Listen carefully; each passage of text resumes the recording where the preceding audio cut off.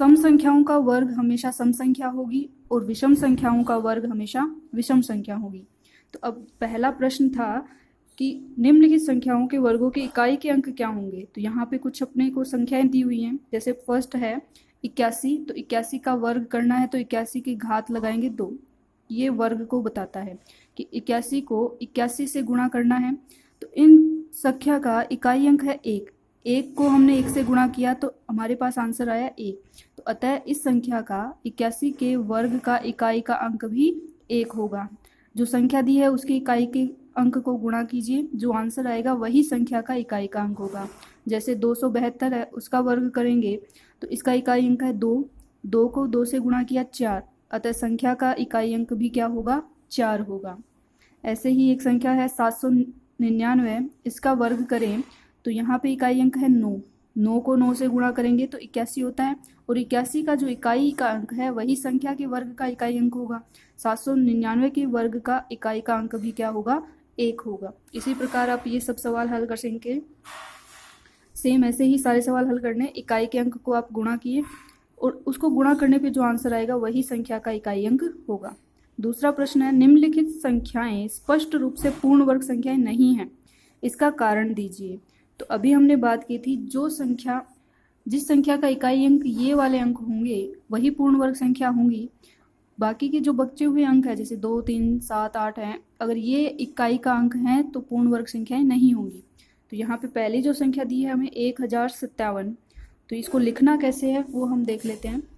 1057 है तो ये तो प्रश्न में बोला गया कि ये पूर्ण वर्ग संख्या नहीं है, तो हमें इसका आंसर देना है। चूंकि पूर्ण वर्ग संख्याओं के इकाई अंक 1, 4, 5, 6, 9 व 00 होता है, लेकिन 157 में इकाई का अंक 7 है, अतः यह एक पूर्ण वर्ग संख्या नहीं है। तो ऐसे हमें आंसर सबके लिखने हैं। यहाँ पे 3 है, यहाँ पे 8 है, यहाँ पे 2 है। आगे की बात करें तो इसमें 5वें नंबर सवाल में और 7वें नंबर सवाल में यहाँ पे आपको 0 दिए हुए हैं। हमने जब परिभाषा देखी थी तो उसमें बात की थी कि जब 00 होगा तभी वो पूर्ण वर्ग संख्या होगी, लेकिन यहाँ पे जो 0 है वो 3 है, तो अतः इसके कारण 3 शून्य होने के कारण यह पूर्ण वर्ग संख्या नहीं है। यहाँ पे भी 3 शून्य होने के कारण, तो इसको लिखना कैसे है कि 64,000 में 3 शून्य हैं जो पूर्ण वर्ग संख्या में नहीं हो सकते हैं। अतः आंसर क्या हो जाएगा कि 64,000 में 3 शून्य होने के कारण यह पूर्ण वर्ग संख्या नहीं होगी। नेक्स्ट प्रश्न है, निम्नलिखित संख्याओं में से किस संख्या का वर्ग विषम संख्या होगा। तो प्रश्नावली प्रारंभ करने के वक्त हमने सीखा था कि सम संख्याओं का वर्ग सम होता है और विषम संख्याओं का वर्ग विषम संख्या होगा। तो यहाँ पे जो विषम संख्याएं होंगी उनका वर्ग होगा विषम, और जो सम संख्याएं होंगी उनका वर्ग होगा सम संख्या। तो इकाई का अंक देखना है हमें, यहाँ विषम संख्या है, यहाँ सम संख्या है, ये विषम संख्या है और आगे भी सम संख्या है। तो आंसर लिखेंगे, चूंकि 431 में इकाई का अंक एक विषम संख्या है, अतः इसका वर्ग भी विषम संख्या होगा। इसी प्रकार सारे आंसर हमें देने हैं। नेक्स्ट है, निम्न प्रतिरूपों का अवलोकन कीजिए और रिक्त स्थान भरिए।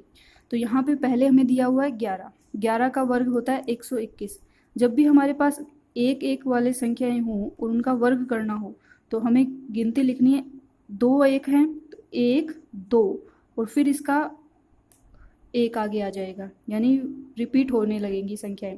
जितने 1 होंगे उतने तक गिनती लिखनी है, फिर उसको रिपीट करना है। जैसे अगर यहाँ पे 3 1 हों तो 1 2 3, फिर इससे उल्टा क्रम चलेगा 2 1, ये इसका आंसर हो जाएगा। इसी प्रकार इसमें देखें तो 1 0 आ गया बीच में, तो इस 0 का 1 रिपीट हो जाएगा 2 के बाद में 1 0 2 0 1। ऐसे ही यहाँ पे 2 शून्य आए तो 1 के बाद में 2 शून्य, फिर 2, फिर 2 शून्य, फिर 1।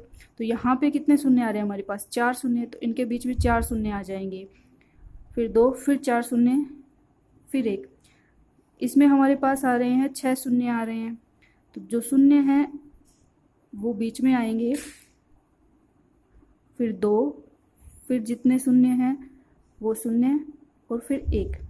तो इस प्रकार ये पैटर्न हमारे सामने रहेगा। आज के वीडियो में इतना ही। नेक्स्ट सवाल करेंगे हम अगले वीडियो में। धन्यवाद।